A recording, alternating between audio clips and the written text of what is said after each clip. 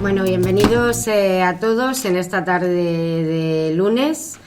Gracias sobre todo a la librería Tercios Viejos, especialmente a José Alberto, que ya se ha convertido en mi ponente habitual, y, como no, también a divulgadores de la historia. Hoy vamos a tratar un tema que a mí me apasiona especialmente, que es la caída, y lo digo entre comillas, explicaré al final por qué lo digo pongo esas comillas, la caída de Constantinopla. A mí me gustaría dar una versión diferente, quizá un poco polémica para el pensamiento europeo que tenemos aquí sobre el Imperio Otomano, pero que desde luego creo que puedo suponer un punto de vista enriquecedor sobre un tema pues tan apasionante y tan versado, del que tanto se ha hablado como ha sido la caída de Constantinopla. Bueno, pues haciendo así como los presentadores parecemos las noticias de las 7. Gracias, Carolina. ¿Por qué también hacemos la caída de Constantinopla hoy, en el mes de mayo? Porque siguiendo con la línea de hacer conferencias sobre efemérides, el asedio de Constantinopla se desarrolla entre abril y mayo de 1453, o sea que estamos en fechas. De hecho, Constantinopla cae a finales de mayo, sobre el 28 29. Muchas veces pedís que dudaré de, pues no sé, más o menos estas fechas. O sea, yo me vengo aquí a pecho descubierto. Yo pienso que si no lo llevas aquí y aquí, pues no merece la pena hablar de las cosas, ¿no? Sobre las preguntas que nos vamos a bombardear el uno al otro, pues que así están aquí escritas. Algunas ya me las sé hasta de memoria, y me las he preparado. Incluso, pues bueno, es el motivo de hablar sobre Constantinopla. Aparte que a mí personalmente sabéis que, bueno, yo creo que a Noé le he metido el gusanillo. A mí el tema turco me encanta. O sea, de los pocos libros que he hecho, pues he hecho sobre el Imperio Otomano en la Primera Guerra Mundial. No he ido aquí como pareja de presentación, que no de baile, porque bailo muy mal, las cosas como son.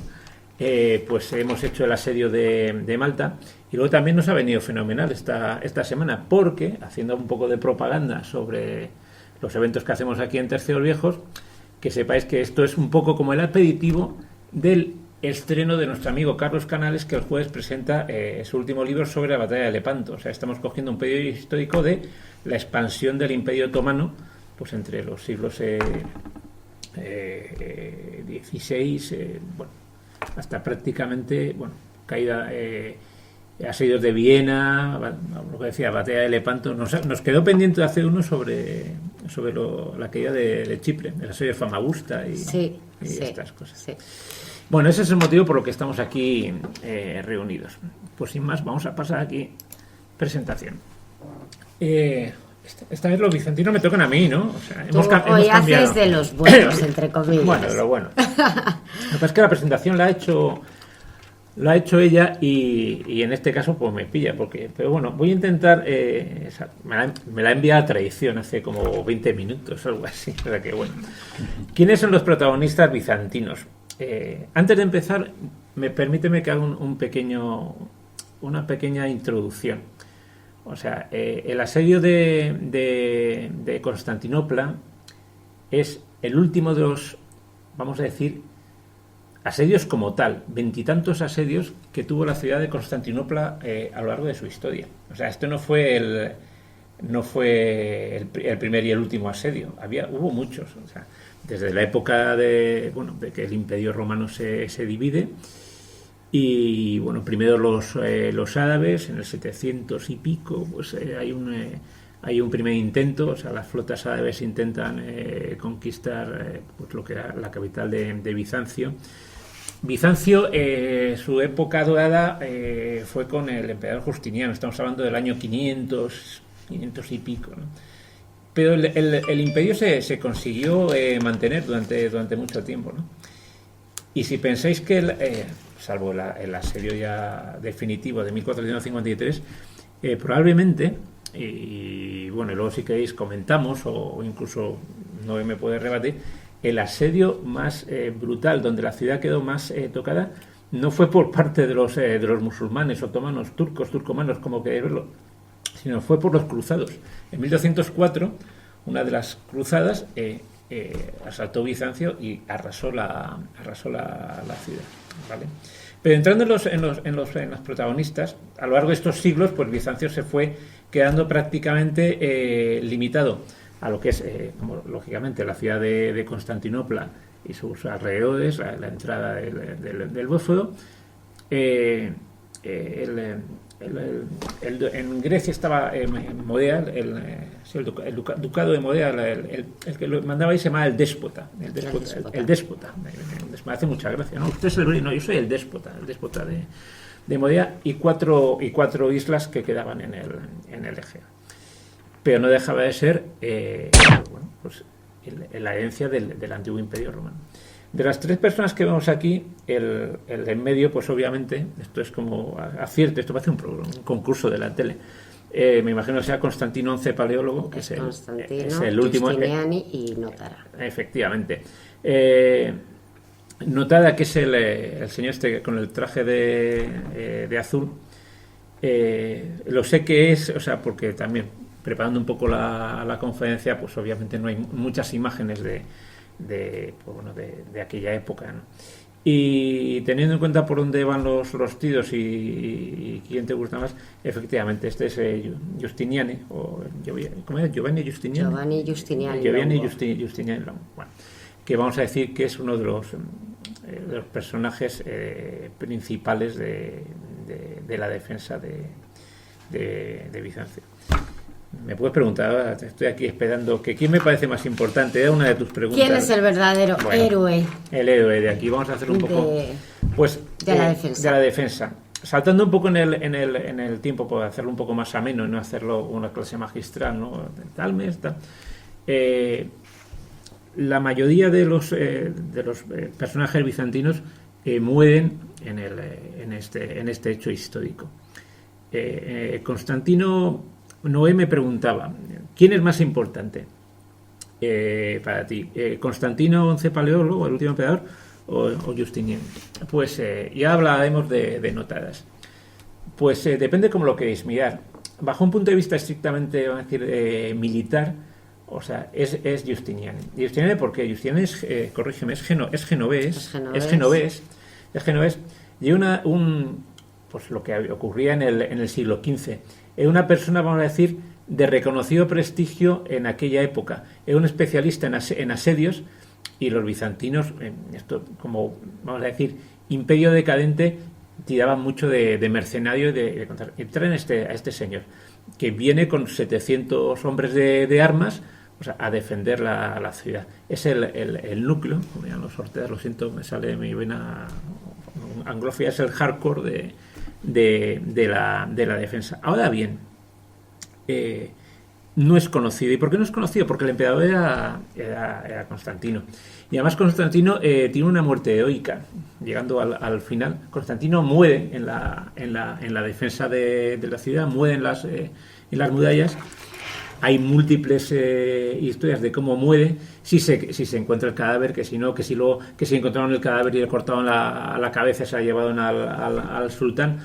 Pero lo cierto es que, pues bueno, no sé, cuando uno parece que ensalza más el hecho de cuando un general en jefe, el líder de un ejército, muere en combate.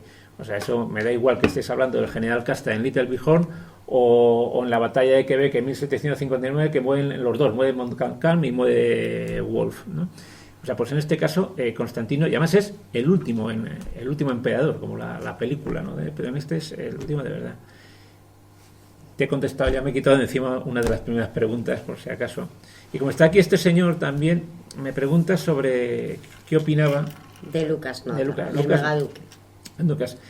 Lucas, pues la verdad es que tenía un título. Los títulos bizantinos son curiosos, eran megaduque.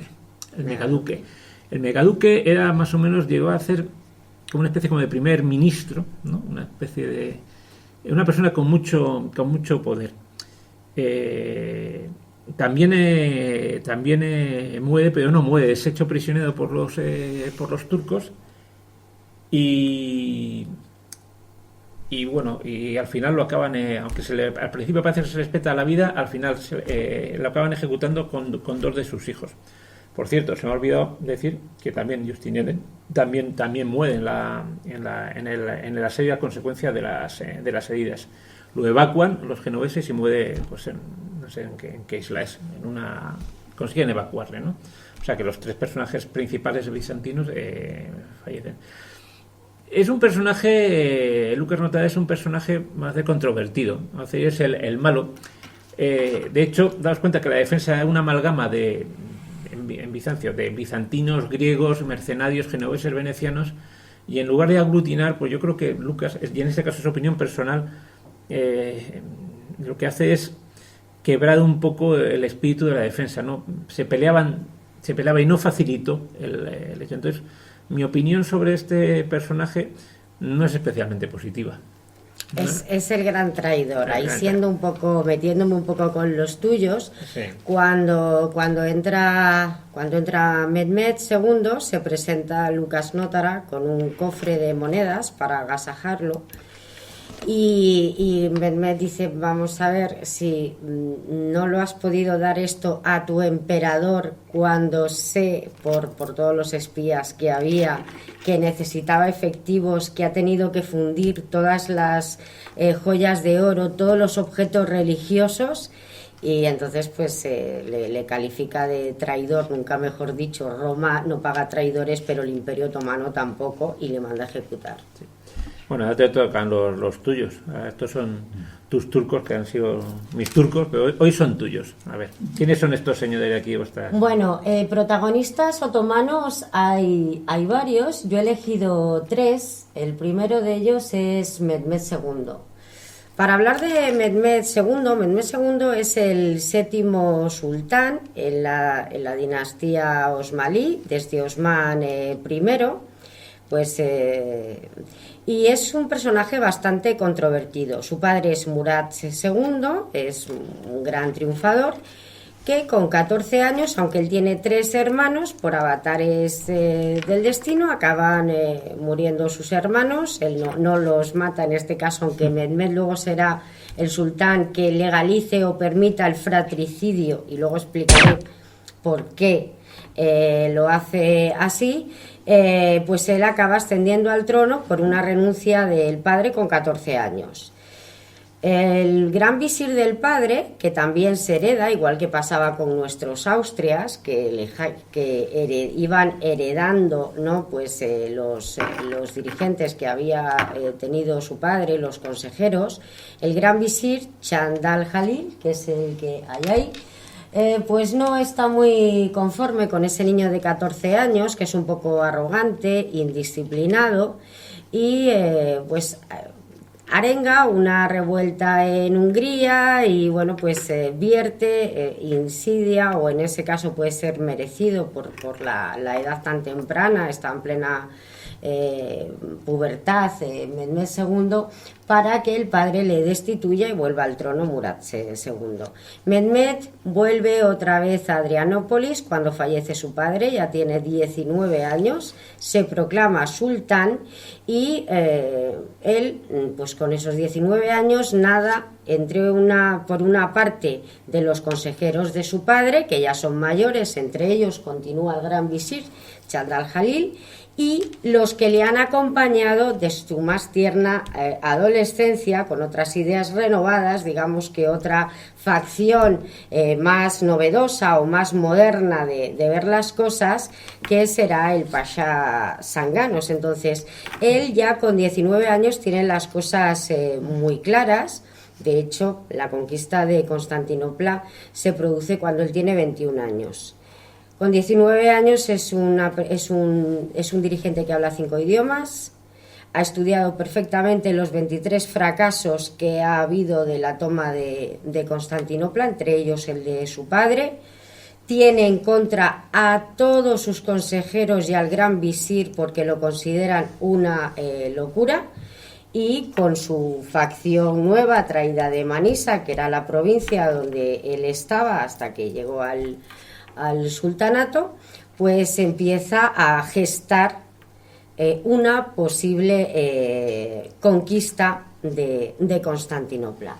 Haciéndote spoiler, porque yo creo que luego no va a salir en la presentación, el gran visir Mehmed es un sultán, yo lo definía inteligente y en el buen sentido con malas pulgas, que es lo que tenía que tener un sultán, que yo creo que dejó su impronta en la historia, ¿no? Y el gran visir, como ha dicho Noé, es de la facción donde intenta siempre llegar a la solución por la vía diplomática. En todo momento, cuando ve que fallecen las fuerzas en el asedio, propone siempre intentar negociar, propone retirarse a cambio de un tributo. Y todo esto, aparte de lo que comenta Noé, o sea que al principio Mehmed es un joven, y el propio gran visir pues lo aparta inicialmente del poder, ¿no? Esto al final queda, y al final le acaba ajustando las cuentas, y años después lo acusa de traición, porque es cierto que el gran visir recibía sobornos de Bizancio y lo ejecuta. O sea que aquí no queda títere. Él descubre cuando ha habido reuniones entre sí. Lucas Nótara y Chandal Jalil para pactar esa tregua. Luego hay otra, o sea, los grandes traidores ya lo tenemos aquí, claro. Luego he puesto a una persona muy poco conocida, casi no se la nombra nunca, y es muy importante en la caída de Constantinopla, que es Mara Braković. La conocen como Mara Hatun porque los otomanos siempre ponen Hatun como gran dama a cualquiera que sea de importancia. Es la madrastra. La madre de Mehmed es una esclava. Es una esclava porque a pesar de que el sultán tiene todo el poder, si había algo en el Imperio Otomano es que un esclavo, como pasaría con Suleimán, con Ibrahim Pasha, puede llegar a ser gran visir, un esclavo griego. No hay esa diferencia. Entonces, la madre de Mehmed es una esclava desconocida y Mara Braković, que es la esposa de Murat II, pues le considera como un hijo. Ella no puede tener hijos y le cría como un hijo. Va a tener una intervención fundamental porque ella es hija del gobernante de Serbia.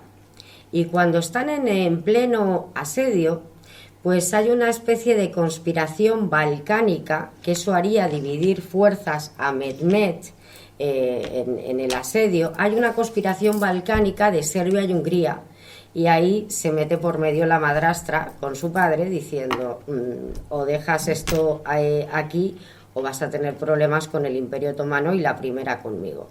Y también Mara será muy importante cuando ya a últimos de mayo Chandal Jalil, con lo que comentaba José Alberto, ya ha dicho que eso es imposible, ya parece que está todo perdido, no hay forma de poder entrar a Constantinopla, y en la sociedad otomana, pues como pasaba aquí también en el siglo XVI, se daba mucha importancia a hechos exotéricos, a las premoniciones.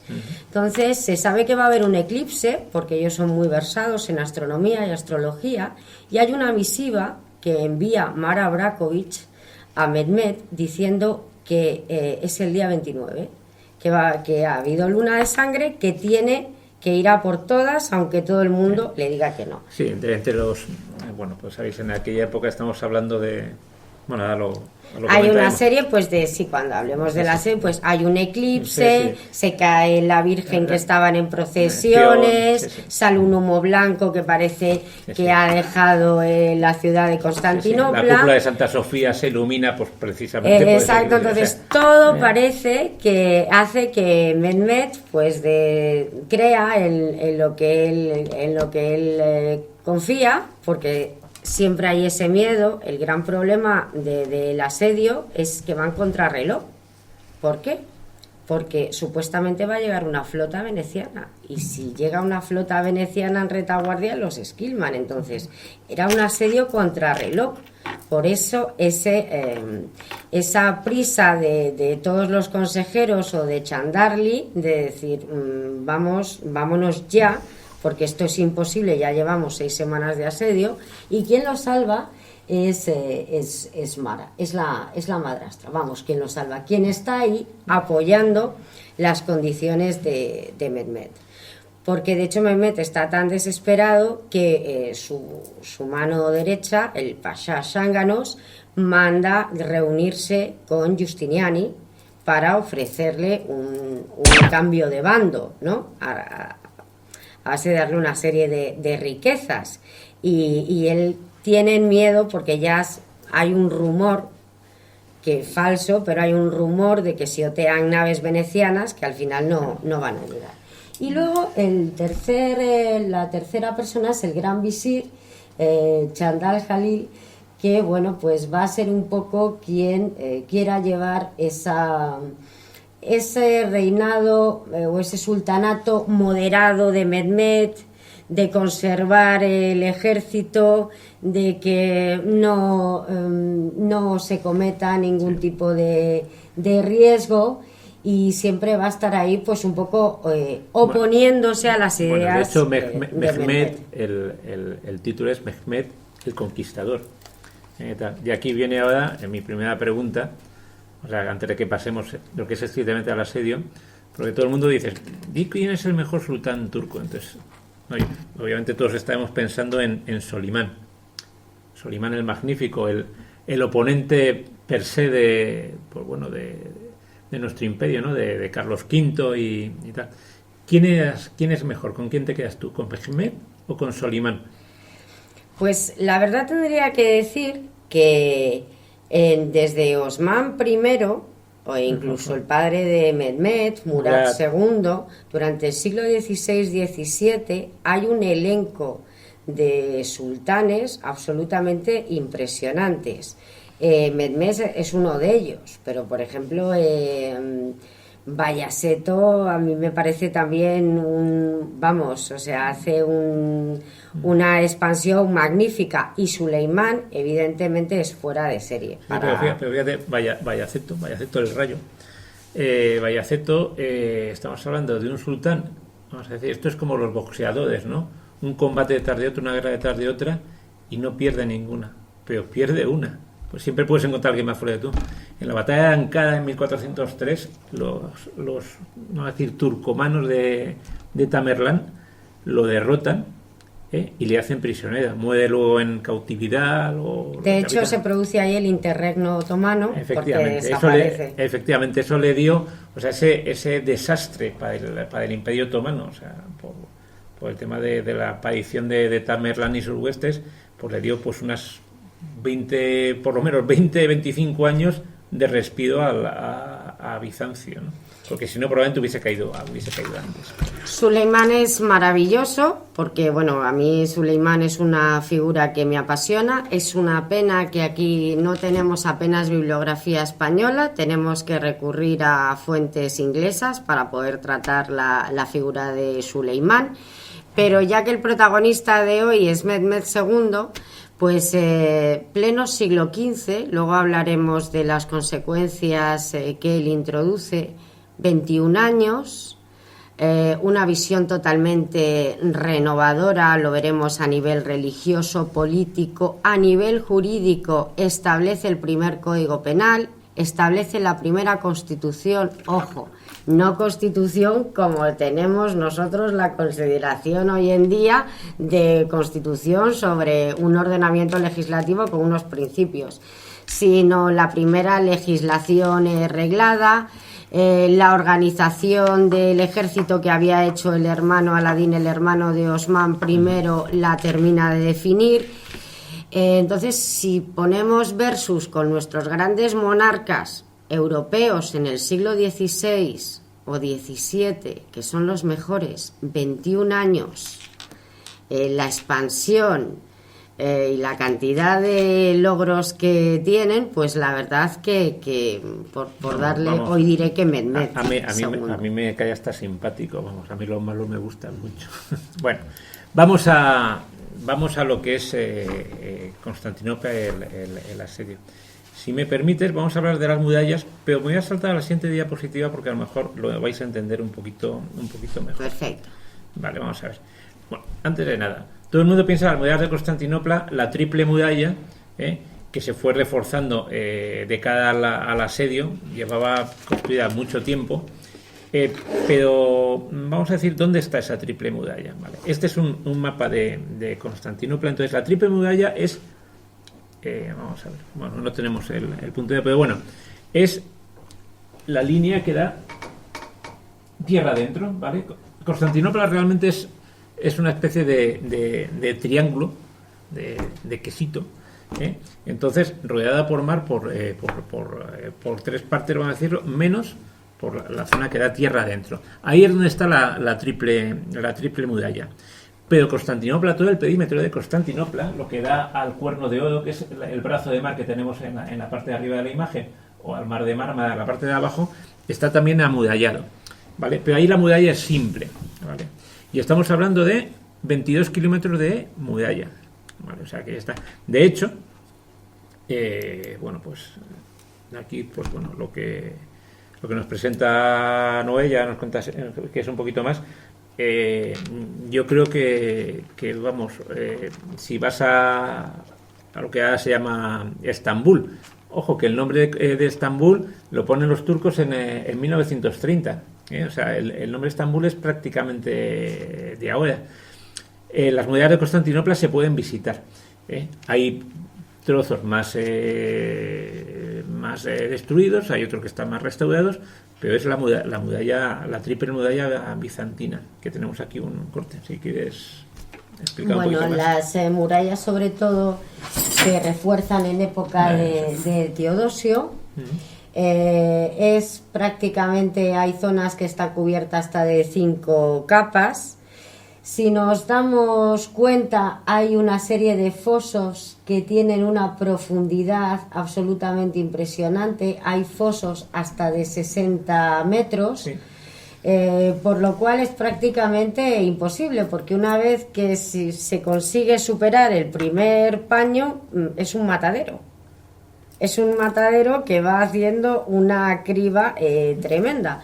De ahí que, bueno, pues después del Imperio Romano, 1700 años, había estado protegido, sobre todo ya con la figura de Teodosio, cuando se cambia al Imperio Bizantino, y era el gran bastión, porque realmente Constantinopla pasaron de 500.000 habitantes que había en su época de esplendor. El Imperio Bizantino, pues habría, cuando se produce el asedio otomano, habría unos 50.000, 60.000 habitantes, sí. No había más, ya era una ciudad decrépita, sí. Y era su mayor baluarte. Sin incluir, porque veis aquí, he vuelto a poner otra vez el mapa, al norte tenemos Galata, o sea, hay una Opera, lo que es vamos a decir, un pequeño, donde está la Torre de Galata, ahora mismo se puede, es otro de los sitios históricos que se pueden visitar. No se incluye, o sea, lo que es el área urbana a lo mejor tenía un poquito más de lo que dice Noé, pero estrictamente estamos hablando, pues eso, una capital de provincia actual pequeñita, ¿no? Se había quedado aislado, sí. Gracias precisamente a sus murallas. A sus murallas, ¿no? Lo que veo aquí, lo digo un poco por meterme con el tema un poquito más, a lo mejor más militar, que es a mí lo que siempre me gusta, el político, que se lo dejo a Noé. Es un poco la disposición de las tropas. En la parte de Galata, al otro lado del Cuerno de Odo, está Zahanos Pachá, la mano derecha realmente de Mehmed, que sea su futuro visir cuando defenestra a Jalil. Y luego realmente el grueso de las tropas se encuentra enfrente de la triple muralla, ¿no? En medio no se ve a lo mejor muy bien, hay un río, se llama Licos, produce un pequeño valle, que hasta la puerta de Roma, creo que se llama, ¿no? Y ahí es donde están enfrentados, está el campamento principal de Mehmed, y donde está en ese tramo de murallas está Constantino, ¿vale? Justiniano se encuentra, se encuentra también en la zona de mayor peligro, al lado de su emperador. Está también otro de los paleólogos, un primo que también muere en el asedio. Y bueno, y así podíamos ir diciendo por tramos de muralla, pues bueno, ya te digo, uno estaban genoveses, en otros venecianos, en otros griegos, y bueno, ya aprovecho para meterte la pregunta así de tal. Oye, y vamos a ver, no existe como tal en aquella por el concepto de nación, pero nos entendemos. ¿Había españoles en el asedio? ¿Había personas de nuestra piel de todo? Para sin aburrir, para no ser muy exhaustiva con las cifras, que hagamos una disposición de fuerzas, estamos hablando de unos 80.000 otomanos, aunque realmente llegan desde marzo, hacen una marcha de 240 kilómetros, son 60.000 los que salen, luego se van uniendo tanto refuerzos de otros emires como incluso de reinos cristianos que eran vasallos del sultán, apoyar a Mehmed. Al final, la disposición de fuerzas, estamos hablando de unos 80.000 otomanos contra soldados entre comillas bizantinos, pues 2.000 venecianos, genoveses, los 700 de Giustiniani, unos 16.000, porque hay fuentes que dicen 6.000 o 7.000, otras que lo desmienten porque es prácticamente imposible. Vamos a poner como mucho es una proporción casi de 1 a 10 defensores, ¿no? Entonces, en la costa oriental está protegida por catalano-aragoneses. Hay aragoneses, además hay una parte del asedio donde logran entrar unas cuatro naves, una pequeña flota arropada por los genoveses, donde van con pertrechos. Y en ella van también catalanes y aragoneses. Démonos cuenta, que Aragón era como un estado federal, entre comillas, porque tenía muchos territorios todavía estaba toda la parte de Italia. Y también había castellanos. De hecho, uno de los que muere al lado de Constantino, porque era familia de la dinastía, es Francisco de Toledo, que es castellano. Entonces hay aragoneses y castellanos en el asedio de Constantinopla. Es curioso porque aquí en España, en 1453, Aragón está con Juan II firmando con el príncipe de Viana la concordia con su hijo, y Juan II en Castilla, parece que son los Juanes, en 1453, pues acaba de morir el condestable don Álvaro de Luna. Es decir, estamos en ninguno de los reinos cristianos está lo suficientemente pertrechado para poder enviar fuerzas, pero Aragón, sobre todo por esa capacidad marítima que tiene, ¿no? Y ese negocio que también hay con Venecia y con el Imperio Bizantino, pues hay catalano-aragoneses y castellanos. Sí. Aunque es cierto que yo en algún sitio he leído que la ciudad de Toledo dicen que es una ciudad un poco inventada, ¿no? Yo creo que lo que es un poco inventado es que murió al lado porque no se sabe todavía. Decían que se habían encontrado el cadáver de Constantino por los escarpines que llevaba, que era de color púrpura, pero realmente cuando ya se produce el asedio y ya están entrando, no hago spoiler, lo que hace Constantino es rechazar la huida, que se podía huir por las cisternas, se podía salir por las cisternas de la ciudad, rechaza la huida y se mezcla en el núcleo del grueso más duro va a morir directamente, es decir, muere heroicamente. Entonces es muy difícil saber si en ese arranque que cuentan los cronistas que hace Constantino le siguió Francisco de Toledo, pero vamos que... Bueno, pues que sepáis que había catalano-aragoneses en el asedio de Constantinopla, como no podía ser de otra manera, pues porque entre otras cosas los almogávares los tuvimos por ahí prácticamente a Roger de Flor y compañía, pues casi 100 años antes en el Imperio Bizantino. Bueno, seguimos con lo que es el marco geográfico y la situación. Yo cuando me has dicho, es que yo me lo sé en turco, digo, la degolladora, ¿esto qué es? ¿Esto qué es? ¿Qué es Si esto? te ¿Qué es digo esto? ¿Qué es esto? Rumeijisan, te Ahí, suena. ya me suena, ahí ya me suena. Bueno, ¿por qué se produce? ¿Cuál es el detonante del asedio?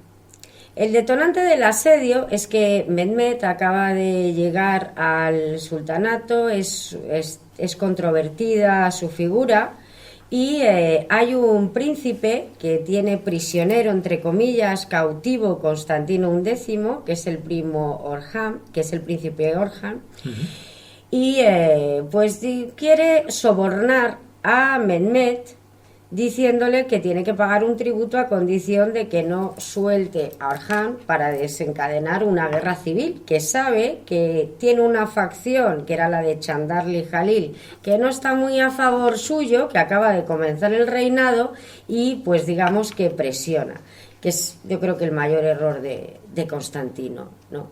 Eso hace claro que salte el detonante de Mehmed y ya tiene una excusa perfecta. ¿Cuál es la excusa perfecta? Pues ante tal afrenta, pues voy a por ti. Y como Constantinopla se ha quedado prácticamente aislada, lo que hace es justo enfrente, en la otra parte del Bósforo, establece una fortaleza que tarda en hacerla 4 meses, que es una fortaleza maravillosa que se puede todavía visitar, que lo llaman la degolladora, para impedir que pase cualquier pertrecho que quiera o que pasen los recursos y los víveres y poder atacar desde ahí. Es más, manda emisarios Constantino diciendo que bueno, que por lo menos podía haber pedido permiso, que su padre por caballerosidad lo habría hecho. ¿Qué hace Mehmed II? Pues cuando llega el 5 de abril es pedir que se rindan, ¿no?, caballerosamente, y si no, pues es lo que... O sea, de hecho la fortaleza se inaugura, coloca ahí piezas de artillería y al poco tiempo las primeras naves venecianas que pasan las hunden a cañonazos. De hecho, yo creo que esto es improvisado. Bueno, uno de mis temas ya os digo que me gusta mucho, el tema del Imperio Turco, es obviamente la batalla más famosa del Imperio Turco es la batalla de Galípoli, ¿no?, en la Primera Guerra Mundial. Es que esta fortaleza seguía estando ahí y se utilizó como porque está en un sitio estratégico. O sea, se emplazaron ahí baterías turcas bajo mando de oficiales alemanes y estuvieron ahí batiéndose el cobre con la pesadilla de Churchill. Efectivamente. Pues los segundos emisarios que manda Constantino ya mandan, para intentar parar el asedio, los manda con regalos, y lo que hace Mehmed es empalarlos. Y ya deja clara directamente lo que son sus intenciones. Una cosa muy típica en aquella época, porque también somos un poco coetáneos de Vlad, ¿no? De Vlad, es que es coetáneo, claro, sí. Sí, es coetáneo. Bueno, de hecho, y has comentado una cosa que resulta interesante. O sea, la estrategia, ¿cuál era la estrategia de los bandos? Pues obviamente, como dice Noé, o sea, los turcos tenían un asedio a contrarreloj y por contra los bizantinos lo que querían era ganar tiempo. Pero ¿qué es lo que ocurría en la Europa del siglo XV? O sea, es que ahí estaban peleados todos con todos. Os tenéis que ir un poco a lo que da, por lo que dan los reinos de Castilla y Aragón. Lo que estaba ocurriendo prácticamente, la guerra de los 100 años había terminado, si no, el asedio de Orleans había sido en 1430. Y de hecho, o sea, los que estaban en frontera con los turcos, que eran, pues bueno, estaba Juan Yunday, es que mi húngaro también es bastante malo, o sea, todo lo que eran los príncipes húngaros y tal. Había habido varias cruzadas, se seguían llamando cruzadas, ¿no? Pues de los reinos, pues bueno, de los reinos de lo que era todavía la primigenia casa de Habsburgo, vuelvo a repetir, príncipes húngaros, con distintas vicisitudes, hasta que al final, en la batalla de Varna, en 1444, los turcos los derrotan definitivamente, ¿no? O sea, lo que me refiero es que se trataba de una Europa cristiana bastante desunida, y donde también los turcos estaban en su apogeo. Bueno, todavía les quedaban unas cuantas décadas. Por lo tanto, intentar una ayuda en tiempo récord era realmente complicado. También mejorar la logística del siglo XV, ¿no? ¿Quiénes estaban a lo mejor un poco más preparados? Pues eran las repúblicas de Venecia y de Génova. Pero, voy a repetir, o sea, eran repúblicas comerciales, o sea, no tenían detrás una no sé, salvando un poco a lo mejor la distancia, era un poco tipo Cartago, ¿no? O sea, no tenían una gran población, o sea, pues eso, se dedicaban al comercio y para ello, pues, tenían distintos puestos y enclaves y se dedicaban, pues eso, a estar en sitios estratégicos.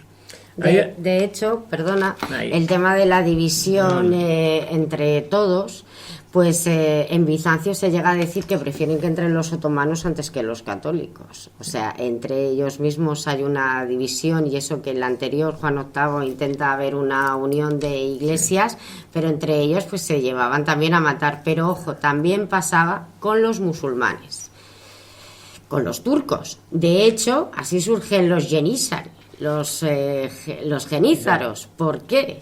Porque muchas veces se reclutaban mercenarios que cambiaban de bando, no les unía el tema de religión, daba igual el tema de religión, y por eso se crea un cuerpo que se recluta esclavos cristianos a través de un tributo, un impuesto que era el de Shurme. En vez de pagar dinero, pues tú tenías que entregar a uno de tus hijos hasta los 7 años para poder formarlo, y se coge esclavos cristianos, porque precisamente también por esa división que hay también entre los musulmanes, no siempre entre los cristianos, ¿eh? Ellos también tienen el mismo problema. Bueno, vamos a seguir con el asedio. Una de las piezas clave es la artillería, y los otomanos tenían probablemente de la mejor artillería de la época.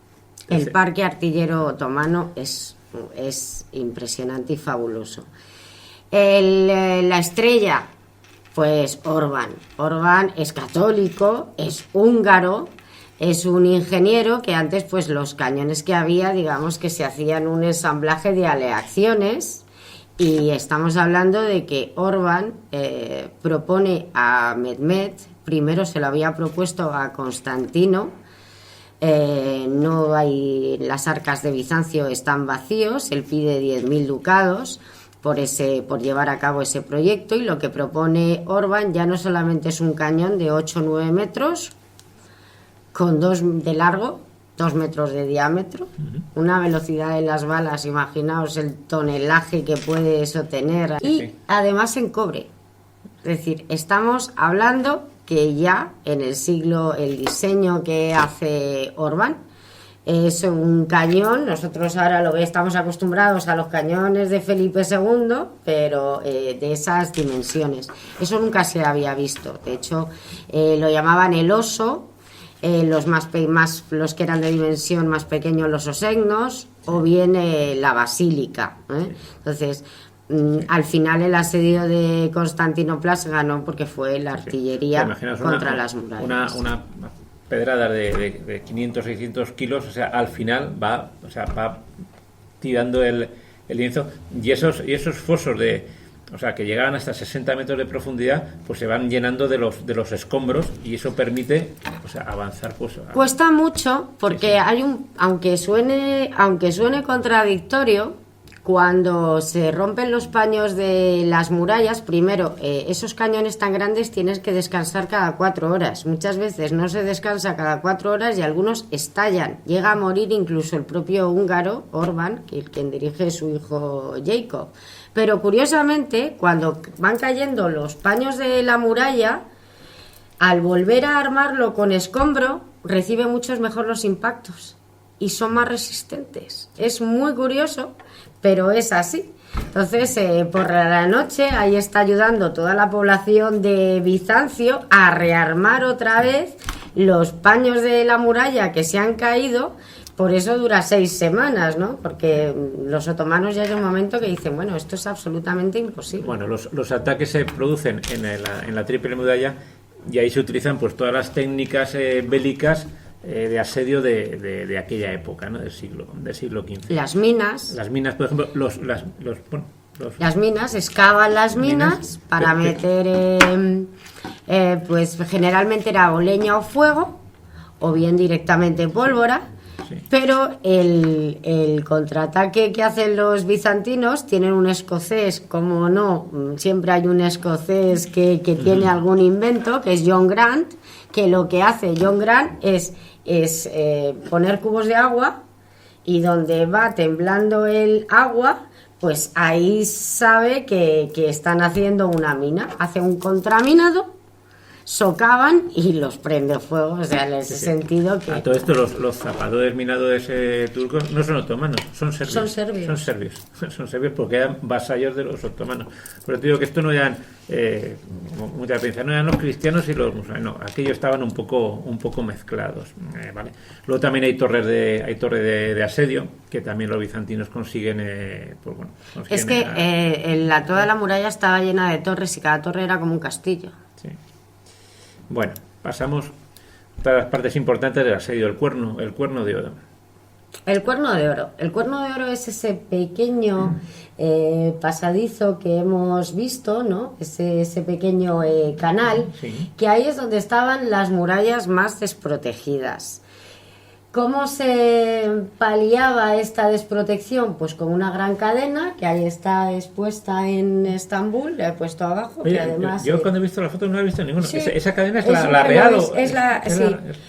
Pesa un tonelaje impresionante y tiene un sistema de mecanismos que va tirando por varios hombres, donde se levanta y se vuelve a bajar. O sea, es muy curioso. Eso hace pues que primero la parte más desprotegida no puedan acceder a ella, y luego que la armada bizantina, pues las naves bizantinas, que estaba entre 26 y 40 naves, están precisamente resguardadas en el cuerno de oro. Esto es un problema porque claro, no se puede acceder a esa parte. Ya han visto que se les pasan hay un intento de sabotear cuatro navíos que llevan genoveses con pertrechos, y Bartoglu y 126 naves otomanas. Bartoglu es el dirigente de la flota otomana, no son capaces. Juega también en contra el viento del mar de Mármara, que es muy traicionero. Los genoveses son maravillosos navegantes. Además, como vimos en Lepanto, las naves cristianas son más altas, por lo cual ellos se unen, hacen como una especie de castillo flotante, y no son capaces, se les pasa, consiguen entrar a la cadena de oro. Entonces ahí Mehmed II pues idea un plan fantástico, que ya lo habían hecho los vikingos, que dice, muy bien, pues si no puedo pasar las naves por el cuerno de oro, lo que hago es dar la vuelta por la zona por detrás de la torre de Gálata, que era donde estaban los genoveses. Espera, lo voy a pasar para atrás para que lo vean. Pasar. Me voy a levantar. Fede me va a regañar porque me muevo. ¿Te dejo el puntero? No, déjalo, es un minuto. Antes que. O sea, pasan de aquí, pasan de esta parte a esta parte. O sea, esto es tierra. Y pasan 70 galeras turcas, pasan de parte a parte. A mí personalmente creo que es, te contesto otra, me quito de encima todas de tus preguntas, perdón, esta es la pregunta que te iba a hacer yo, a ti. ¿Cuál es el hito más importante del asedio? Si los cañones de Urban o el pasar las galeras turcas por tierra. A mí personalmente creo que lo más espectacular es el tema de las galeras. No sé cuál de las dos se influye más en la caída de Constantinopla. Ahora lo veremos cuando se llega hacia el final del asedio, pero desde luego es una... Lo que hacen es cortar árboles. El ruido que hacen lo palían con artillería para que no se den cuenta. Hacer como unos raíles cubiertos con sebo, y en una noche consiguen pasar los 70 barcos. Ya estamos ya últimos de abril, creo que es el 28 de abril. Bizancio lo que menos espera es levantarse y ver la flota turca que ha pasado por tierra, ¿no? Entonces, bueno, a mí me parece fantástico. Sí, porque se hacen una noche. Tracción humana, animales. De las dos, muchos bueyes, se utilizan bueyes sobre todo y también tracción humana, pero sobre todo animales. Y otra cosa importante es que, claro, ¿quién lo veía? Gálata, los genoveses. Hay un personaje muy curioso que es Lomelini, que es el gobernador de Gálata. Mehmed habla con él y dice, bueno, aquí nos traemos un doble juego, tú por la noche ayudas a los bizantinos, pero luego eres el que nos está proveyendo de víveres para las tropas y el que está haciendo negocio con todo esto. Yo sé que tienes muchos espías, pero aquí como digáis algo, vamos, porque el éxito de esa operación, porque aunque se pasan una noche, la operación en poner los árboles, en cortarlo, pues imaginaros, en Constantinopla dirían, pues ese ruido, ¿qué está pasando, no? El éxito era el secreto. De hecho, lo que hace Mehmed es mandar bombardear por encima de la torre de Gálata con dos intenciones. Primero, para paliar el ruido, y segundo, para que sepas la que te estás jugando, porque como aquí nos descubráis, pues vamos a tener un problema. La verdad es que es una jugada maestra, porque tal como comenta Noé, hasta la fecha, donde sí llevaban ventaja las tropas, las huestes cristianas, era en el mar. Las naves cristianas eran más altas, las bordas eran más altas, eran naves más compactas. Eso por un lado, o sea, eran más a lo mejor los bajeles turcos, vamos a decir que de peor calidad. Aparte que las naves cristianas las manejaban pues dos potencias marítimas que eran venecianos y genoveses. De hecho, Mehmed se enfada muchísimo con Bartoglu, con su almirante, que por cierto, para que veáis lo multicultural del imperio otomano, es de origen búlgaro. ¿No? Entonces, pues o sea, dicen que se mete con el caballo en el mar, le impreca diciendo que cómo es posible que se le estén colando las 4 naves que vienen con refuerzos. Eso, o sea, de hecho, Mehmed quiere ejecutar a su almirante, y solamente la intercesión de los propios marinos, compañeros, efectivamente, lo impiden. Aún así lo destituye, y la última parte del asedio es otro almirante turco, Hamad, se llama, el que maneja la flota turca. Bueno, pues el asedio prosigue, ¿eh? Aquí tenemos Bueno, el 18 de mayo ya empieza a ser destruida una torre de asedio. Está destruida con un barril de pólvora. En el Museo de Askeri en Estambul han hecho muchos dioramas que la verdad que son una verdadera maravilla. Aún así, el asedio prosigue, pero no hay forma todavía de entrar en la ciudad. No han conseguido entrar en la ciudad. Y eso acaba agotando los recursos, acaba agotando las fuerzas y acaba agotando contrarreloj. Es decir, nos estamos poniendo aproximadamente ya últimos de mayo, donde parece que todo está perdido. De hecho, lo que dice Giustiniani es, no, si yo no vengo aquí a ganarte, cuando se reúne con el Pasha Zánganos, dice, yo no vengo aquí a destruirte a ti, yo lo que vengo es a alargar hasta que vengan los venecianos, que es lo único que ellos querían. Bueno, el hecho es que realmente las murallas empiezan o sea, al final es un tema de desgaste. Entonces, en el momento en que en el flanco de derecho bizantino, el que da el ángulo que da al cuerno de oro, ahí por ahí empiezan es la zona más desprotegida, y en ese momento, claro, ¿qué es lo que ocurre? Como hace como ángulo, o sea, todo lo que son la parte de murallas que da al mar, la muralla simple, vamos a decirlo, o sea, empiezan a ver que tienen turcos a sus espaldas. Por contra, te digo, o sea, el bombardeo de las piezas de Urban, o sea, hace que al final acaben entrando los genízados, o sea, van primero pues los Bacibacú, que es decir, los vasallos, las tropas más ligeramente armadas, pero al final acaban entrando los genízados, y se produce pues lo que hemos comentado antes, ¿no? El último asalto, El último asalto es, bueno, pues a día 28 de abril ya se ha producido el eclipse, ya la intervención él ya va por todas, pese a todo lo que le dicen sus consejeros. Mehmed lo tiene claro y sabe que el día 29 es su día. Tiene esa concepción mesiánica, igual que le pasaba a Napoleón, está muy seguro de sí mismo y de que va a conseguir, aunque en ese momento la espiral de brutalidad, de crueldad ya está siendo terrorífica. Las fuerzas están agotadas por parte de los bizantinos, pero siguen resistiendo. De hecho, a las 4 de la mañana empieza el bombardeo, ya se la juegan todo. Primero manda digamos a la carne de cañón, a los Hasibasuk, que son como los cabezas locas.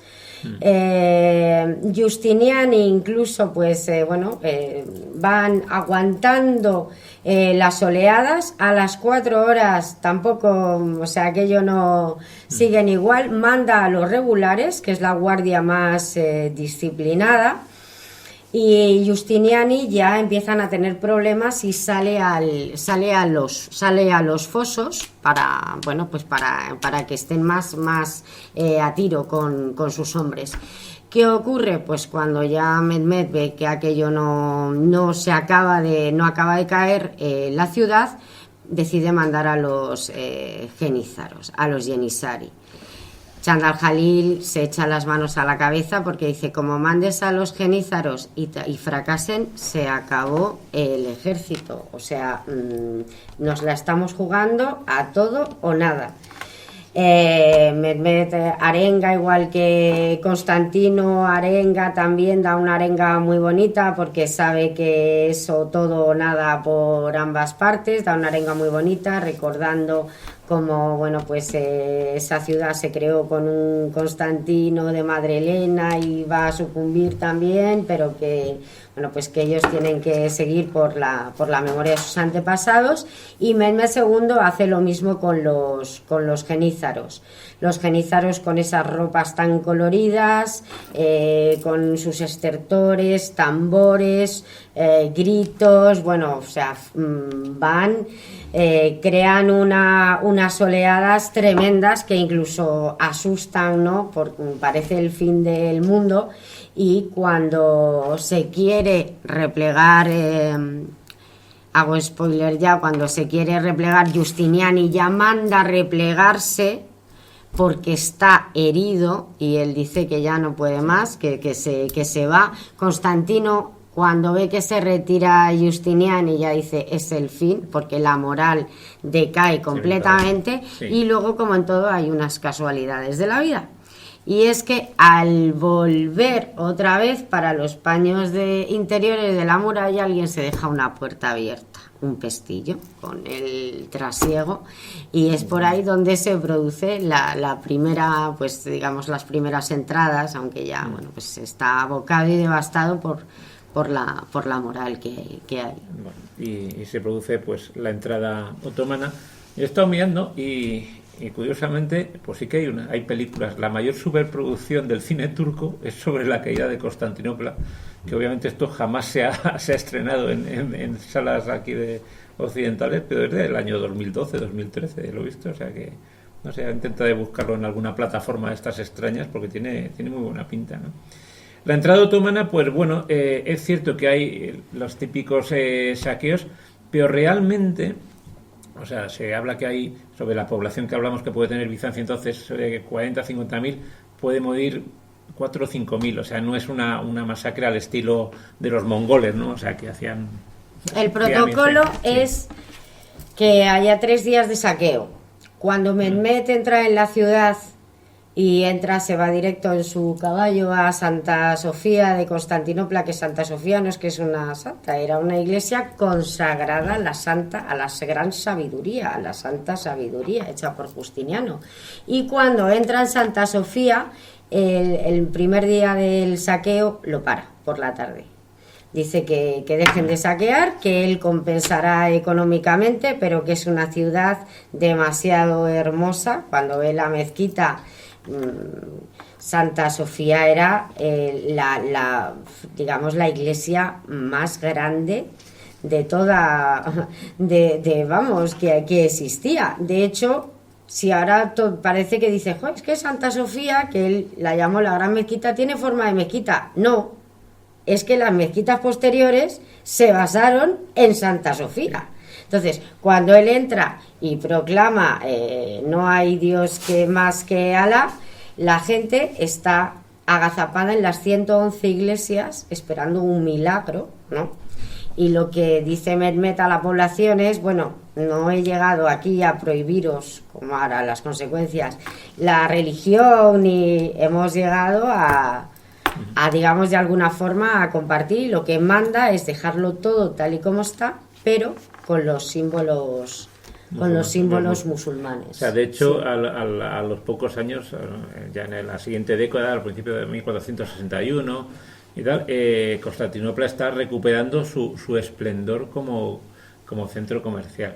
Esto nos lleva un poco a las grandes consecuencias de la caída de Constantinopla. Yo creo que esto, vamos, yo lo estudiaba en la EGB. O sea, ¿cuál es, por qué la caída de Constantinopla supone, bueno, pues, qué nos supone la caída de Constantinopla? Bueno, de Constantinopla a Estambul. Estambul es Istambul, que es de camino a la ciudad. Es un nombre que parece bastante, ¿no? Pues bastante sencillo. Cuando entra Mehmet II, haré un inciso, se proclama Kaiser-Rum, que es sacro emperador. De hecho, por eso, Suleimán le dice a Carlos I que él no puede utilizar el título de emperador, solamente lo puede utilizar con los reinos cristianos, pero ni es emperador, el emperador se proclama ya desde Mehmet II, que lo hereda Suleimán, ni es rey de Jerusalén. Por eso hay esas llamadas de atención de las cartas, ¿no?, que le escribe Suleimán a Carlos I. Lo que hace Mehmet II, imaginaos una Europa del siglo XV, donde no han empezado todavía las guerras de protestantes, pero nos estamos pegando ya con temas de religión con la Reconquista. Vamos a tener nuestras grandes guerras del siglo XVI, siglo XVII van a ser por la religión, porque por los herejes, ¿no? En 1492 tenemos la expulsión de los judíos. Y lo que hace Mehmet II es tolerar todas las religiones. No solo eso, manda a traducir la Biblia al turco. Manda a traer a un papa, entre comillas, cristiano, a un rabino judío y a un padre armenio. De hecho, Bayaceto II, pues se va a hacer muchas chanzas, ¿no?, luego de los cristianos, porque va a decir, madre mía, menos mal que estoy yo, que esta gente ha expulsado a los judíos, los estoy cogiendo yo, porque son los que más riqueza producen y son los que más comercio están dando. De hecho, se produce, yo creo que empieza el mayor esplendor. Para que nazca un imperio, pues tiene que morir otro, y empieza ahí a crecer las bases de lo que sería el gran imperio otomano, que para mí el cenit pues sería Suleimán.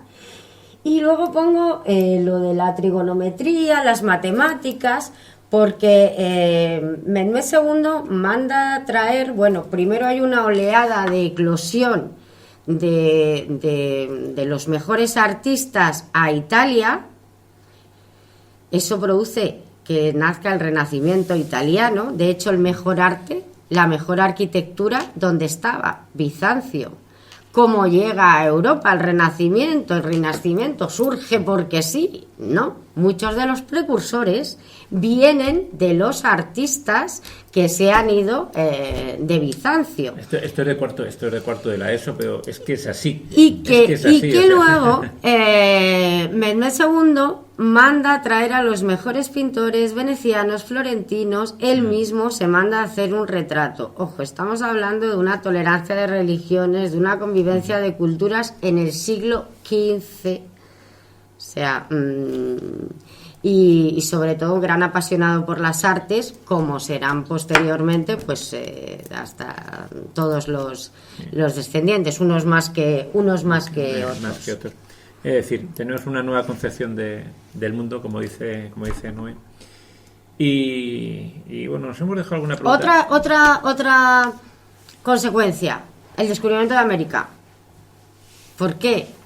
Pues si Constantinopla era la bisagra entre Asia, que por eso el monopolio lo tenían los venecianos, entre comillas, y por eso tenían tantas alianzas con los turcos, entre Asia y Europa.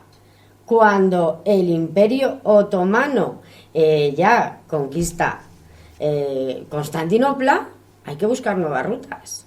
Surge esa necesidad de navegación, primero Portugal con Enrique el Navegante, y luego iremos nosotros con Cristóbal Colón. De hecho, anteriormente, bueno, no hace falta remontarse a los viajes de Marco Polo, pero con la caída de Constantinopla había una serie de factorías y puestos comerciales en el Mar Negro, genoveses principalmente. Entonces, van cayendo, quedan estrangulados, quedan sin ningún tipo de contacto con lo que es su... Venecia empieza a caer precisamente... Sí. Por el comercio que se establece ya, empezamos ya nosotros pues a traer las especies que se traían antes. Me queda alguna pregunta en el tintero que hacer. ¿Se podía haber salvado Constantinopla? Y si se hubiese salvado, ¿qué hubiese pasado después? ¿No? ¿O estaba ya...? Yo creo que ¿qué hubiera pasado después? Pues que se hubiera tardado más que se hubiera tardado más en conquistar, en conocer, en descubrir América, que se hubiera tardado más en llegar probablemente el Renacimiento a Italia.